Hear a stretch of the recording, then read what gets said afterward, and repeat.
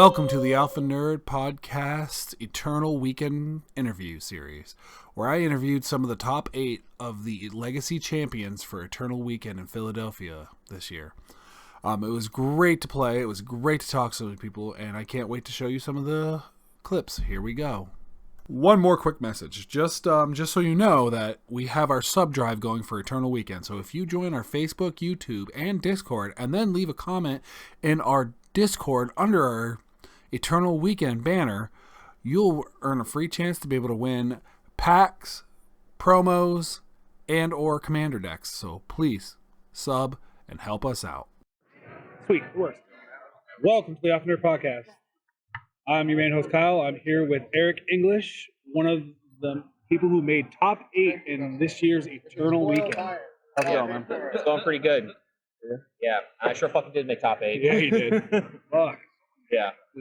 Playing Mono White? I did, yeah. I played it first at a local tournament, like in my local game store at Good Old Millennium Games in Rochester. If you're ever there, go check them out. So I played Mono White after it won one of the challenges on Magic Online. I'm like, you know what, this deck looks really good. I'm meaning to try to play like some Chalice White deck.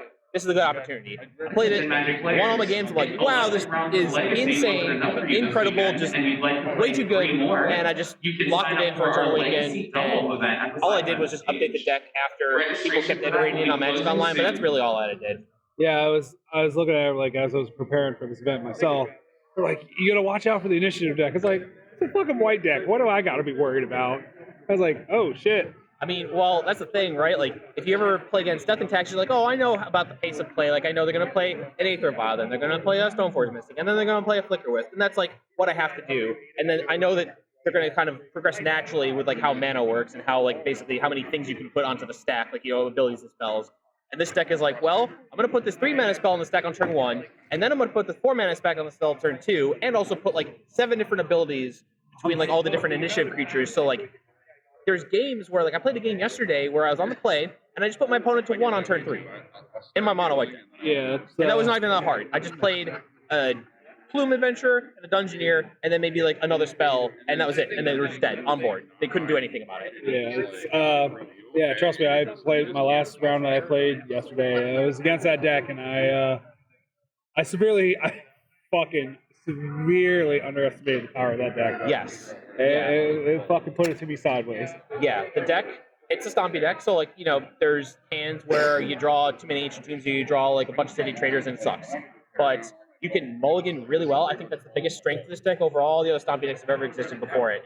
Because you can mulligan really well, and the initiative basically gives you back a land and more cards as the dungeon continues onward, you can mitigate all of the mulliganing problems that the deck has. You can basically get back all those resources that you need to continue playing the game when your opponent, basically tries to stop your first couple of plays.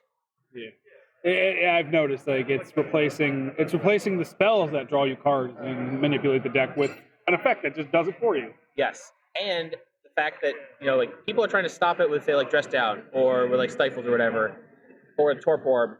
All they need to do is just get one initiative die in play and put the initiative between the two players, and it will never go away. There's no card in Magic that says both players lose the initiative. It stays there. It's never going to go away. So unless they, like, literally change how it works, or they ban cards, like, this deck is here to stay, and it's going to have to get addressed maybe at some point. I mean, I think I might be the only one in the top 8 that's playing it, but there's a lot of people on day 2. I was going to say, there was a lot of people playing it. Yeah, and hell, like, even in Vintage, right, the most powerful format in Magic, there were 6 of us in the top 22, or top 24. Yeah, I saw that. The copy had, 4 or 5? I think it had either 3. I think it had 3, and then I was in 22nd, so I was one of the other people in the 9 to 24 spots. Yeah. So, like, that was just Vintage, and this is where with the most powerful cards in Magic, and you still have this mechanic putting more copies than probably any other deck in the top 24. And then I don't know what it's going to shake out to be like here, but it's really powerful. It's insane. I'm hoping that at some point somebody comes with a control version. That way I can sit happily. And so, you know what's funny? I actually played against someone who played Esper Stoneblade with Season Dungeoneer in their deck. And it was like a value card, but they were also playing with Bitter Blossom. That makes rogues. So you can actually... Shit. Yeah. And he was also playing a copy of True Nemesis, which is also a rogue, so you can have that little attack trigger and explore a little bit. Yeah. Yeah, that deck was really cool. But it was like kind of like a slow Esper deck. So his game plan of like, oh, I'm just gonna play my regular like 2-drop and 3-drop creatures, and my plan is like spew 3 creatures and disrupt you at the same time. Like the white deck just operates so quickly that if you can't interact with them fast enough, you're gonna get left in the dust. Yeah, and that's like I said, the one time I played, that's what I felt. I was like, haha, take this, and then they're like, okay, dump, do something about this. I was like, shh, I can do about half of it, and then I'm dead anyways. Yeah. So it feels really strong. Like you said, they're going to have to do something about it if it keeps Yes. running like this. Yeah.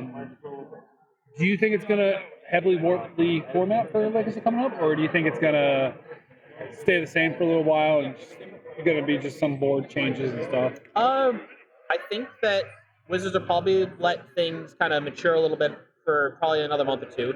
Like, for example, Ragavan stuck around for way too long. Oko stuck around for way too long. Wasteland, Ren and Ren and Six. Yeah, like those cards. Like those cards are also really egregious, but they left them in Legacy for like a long time before finally banning them. I think that they will let the white cards stick around and see what happens. I think that it's still too good, and I think that like if you know the classic if you know thing where like it's clear that they're going to do something about the mechanic eventually. I think that their first step would be that they ban White Plume Adventure because the only initiative creature that costs 3. All the other ones cost 4. There's a big difference. Like that's part of the problem too is that like in my feature match against Reduke in round 9, I just got to put White Plume Adventure into play on turn 1 both games. Just straight up, just initiative card on turn 1, and I had the initiative the whole game. So I got to go through the dungeon starting on turn 1, and that's way too fast. Like if it starts maybe on turn 2 or 3, let's say turn 3, and maybe luckily on turn 2, that's a different story. But when it starts on turn 1, it's really oppressive. Because you're going to put, those are the games where you put your opponent to 4 on turn 3 with forge plus trap. Yeah. So I think that they're going to probably ban White Plume first. This is all my conjecture at least. I think they ban White Plume first, see what happens. If the mechanic is still too strong, then they would do something about the mechanic itself next. Fair enough. But I don't think that they will change the mechanic because I don't think that they like changing mechanics unless they are like the most egregious things ever. Basically, Companion. Yeah, like, I think Companion is the only mechanic that they've made in a long time that like was so egregious that they like had to change it mechanically. I think that the initiative is fine if everything costs more mana, which is what happens when you ban White Plume. Yeah, that's fair. I had to blow off the dust to play this weekend, and it just. Legacy's a very different beast than back when I was playing bigger events and actually doing well. I was playing Nick Fit, so. Oh man, I have a lot of friends back at home. I have several people that I've known throughout the years that love Nick Fit. They put that Better Explorer to play, sack it to Phyrexian Tower. I spent literally a month gather Katerias, 6 drops, blue. Yeah, biggest things. You playing in Glenalund Archmages? Yes, they were sideboard. My list was Deadeye Navigator. Oh, dude, I love that card. Crap ton of come and play effects. Yeah. So my overall goal was Deadeye Navigator plus Drag Tusk or a Kitchen Finks. So kill me now. You're playing Commander in Legacy. I love it. Yeah. Yeah, I miss it. I miss it. But then the meta changed so much. Yeah. And now I'm on 4-color, and I like it. It feels good. It feels right up my alley. Yep. I just got to blow off the dust. That's fair. But I'm really glad to see that you made it when you're eating at the restaurant. I was like, who's this guy? And they're like, it's Eric. And I'm like, I have no idea who this guy is. But there's a lot of older Magic players that do really well at these events. Like, there's so many that I know, and it's like they're like, it's Eric English, and then like once you said Eric English, like I heard it before. Yeah. And I was like, damn. It's like I know all these higher end Magic players that I just hung out with back in the day. Yep. Yeah, it's funny. Like people that I've known for a long time through like various stores or events, especially anything that's from the Northeast. So like anyone who, for example, went to Jupiter Games for Legacy. Yeah. I mean, obviously, Cassis back in the day was like the owner, and then he transitioned on other things, and now he's like world finalist or whatever. Yeah, right. But yeah, like there's so many people that I've seen this weekend. Like I've seen like friends that I hadn't seen since the Jupiter days, or like maybe a random SSG Open or Eternal Weekend in the past, and now you get to see everybody kind of come out of the woodwork and be here, and it's awesome. I love it. And that was actually going to lead into my next question. Like, how does it feel to actually be back in Philly for Eternal Weekend and everyone together and live again? I love it. I mean, obviously, aside from the fact that top 8, and that's great, but just the fact that I got to be here, all these people that I haven't seen in years. Like there's like one of my friends didn't even come to play any of the main events. He just came for sides and just hang out. I haven't seen him probably in like 7 or 8 years, and I got to see him for the first time in that many years today, or maybe not today, but like on Friday. And like it's awesome. It's incredible. I've gotten to have dinner with a bunch of different groups of people, been able to just hang out, and talk, and be able to like learn about everyone's little like life journey that they've taken in all these pandemic years, where everyone was kind of like at home. And like I know a lot of other people went on like Discord, and that's how they kind of got the social interaction. I did not do a whole lot of that. I'm definitely my social interaction. I really like person to person, face to face.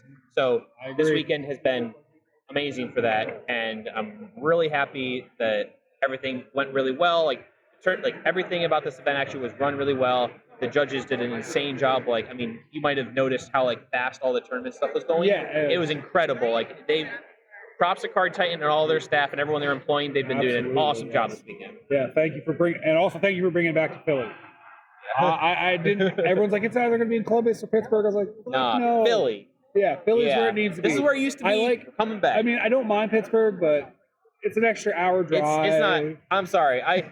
No offense to anyone out there that's a Pittsburgh fan, but I like Philly. I also appreciate that they had it here at the Downtown Convention Center, and we're not at the Valley Forge Resort Casino. Right. Sorry, SCG, but that place is not as good as this convention center. Yeah, no. So. It's. I'll give it the floor itself is great. The space they have is great. It's nice and open, but and the other thing I'll give SCG for is how they set the tables up this year, where it's one table, 3-foot space, next table, 3-foot space. Yeah. That was so convenient to be able to get fourth matches, not everyone climbing on your tower. It's true. So hopefully Card Titan picks that up next year for this. I hope so. I mean, I think they're willing to listen to feedback, I'm sure. Absolutely. So, I mean, congratulations on your top 8, man. Thank you. I'm really glad you made it. So am I. I mean, like you said, it was great to be here, just be able to be with the, people that you knew for so long ago and reminisce and talk shit about some of the stuff that happened back in the day. Oh, yeah. I got lots of stories. Right. So, I mean, I was really glad to come, even though I got raffle stomped in Legacy, whatever. Oh, that's fine. All right, it's not my weekend to play, but Yeah. I enjoyed coming in. I enjoyed playing. I enjoyed getting to see some people, talking with some of the judges I used to know. They're like, hey, I remember when you did this bullshit. We had to sort it all out. I'm like, yeah, I was there. So it was really good. It was really good meeting you, man. Yeah. Congratulations, Tepe. Good luck. Thank you. Have a good day, man. Yeah.